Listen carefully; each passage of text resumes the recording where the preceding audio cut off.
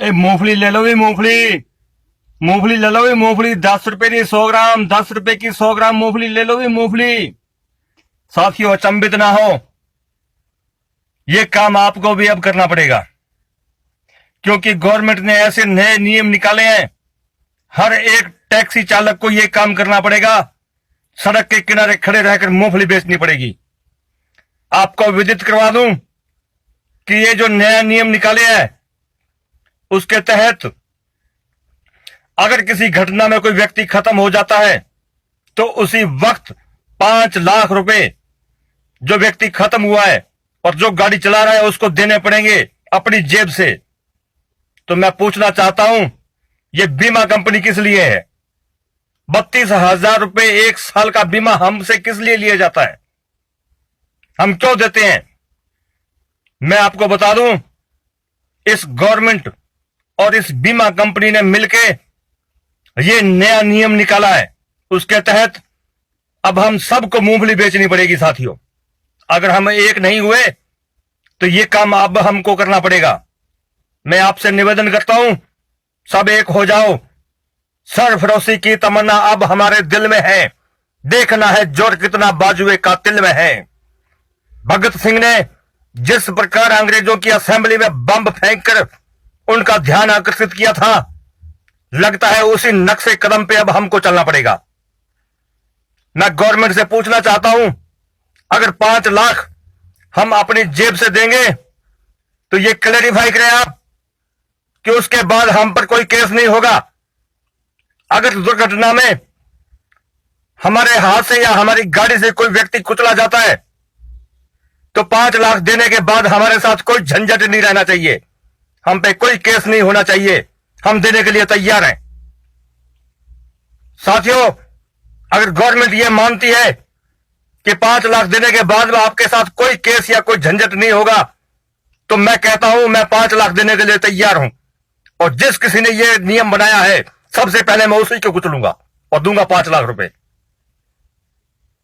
मैं पूछना चाहता हूं, जो 6,000 रुपए मंथली लेकर गाड़ी चलाता है वो 5 लाख कहां से देगा?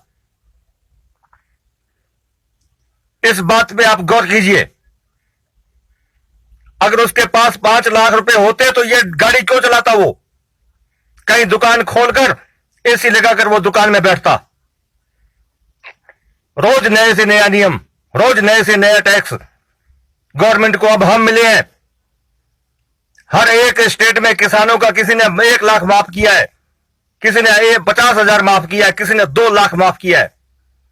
हम कोई मंगल ग्रह के प्राणी नहीं है, हम भी इसी दुनिया के हैं, तो हमारे साथ ये भेदभाव क्यों? मैं कहना चाहूंगा साथियों, हम में एकता नहीं है। इसलिए अब हमारे जो नेता लोग जिन्होंने ये आवाज उठाई है, उनके आप हाथ मजबूत कीजिए। माननीय धर्महना जो गैसिंगपुर से हैं, उनके आप हाथ मजबूत कीजिए। माननीय जसकरण सिंह संधू, उनके आप हाथ मजबूत कीजिए। माननीय नवदीप सिंह शर्मा होशियारपुर से, उनके आप हाथ मजबूत कीजिए। साथियों, ऐसे कई लोग हैं। माननीय सत्यनारायण जी सत्तू अनूपगढ़ से, उनके आप हाथ मजबूत कीजिए। हरलाल जी योगी गंगानगर से, उनके आप हाथ मजबूत कीजिए, ताकि ये गवर्नमेंट के साथ लड़ सके। ये तभी लड़ेंगे जब हम इनकी आवाज को बुलंद करेंगे। साथियों, अगर हम में यही फूट और एकता नहीं रही हम में, तो ये गवर्नमेंट अपने को मूंगफली बेचने पे मजबूर कर देगी। साथियों,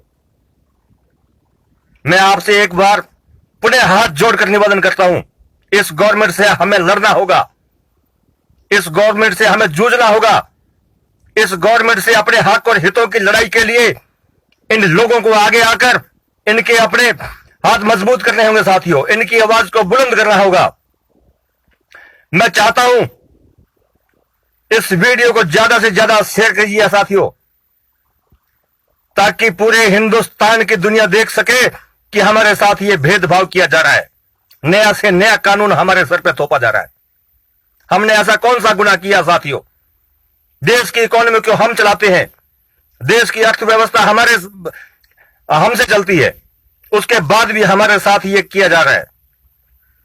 हर एक चालान का टैक्स दुगना कर दिया गया है। पहले सीट बेल्ट का 100 रुपये होता था, आज 1000 रुपया कर दिया है।